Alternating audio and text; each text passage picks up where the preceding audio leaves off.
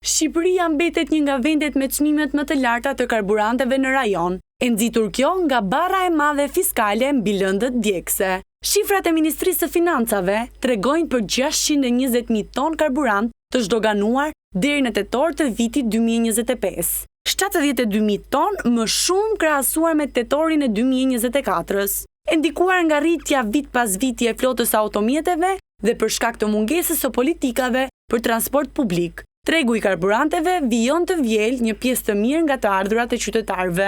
Numri i automjeteve është dyfishuar, por nuk është dyfishuar sasia e karburanteve të importuara zyrtarisht, sepse ka qenë mbi 400.000 10 vite përpara tonelata, tani është 600 e ca mijë.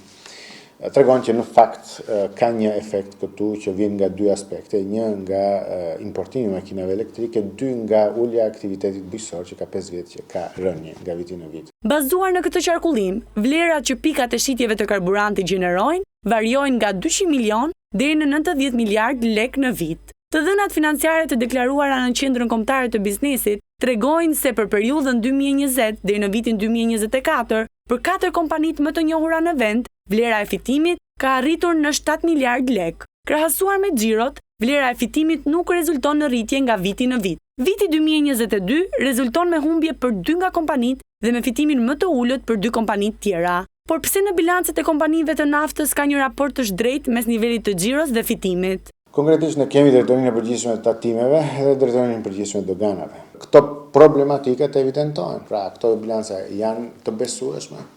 Duhet denoncuar fenomeni, nga analizat e kryera në mënyrë informale ka dalë që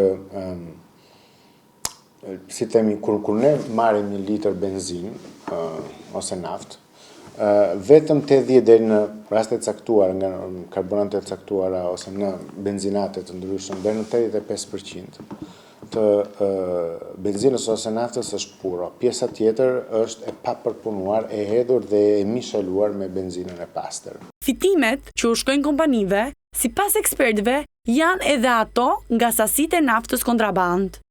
Është vështirë për ta thënë, nuk i kemi shifrat në dorë, por që së paku 15% e karburantit ose nuk shënohet tek importet, ose ka një efekt diluicioni ose një efekt, le të themi kështu, nxjerrje edhe nga vetë Shqipëria, por që është e qartë që elementi kontrabandës është dhe nuk është i vogël. Pra po flasim që sipas llogarive të ndryshme që janë bërë, rreth 100 milion euro ne ose më mirë shteti duhet të humbasë çdo vit nga kontrabanda e naftës.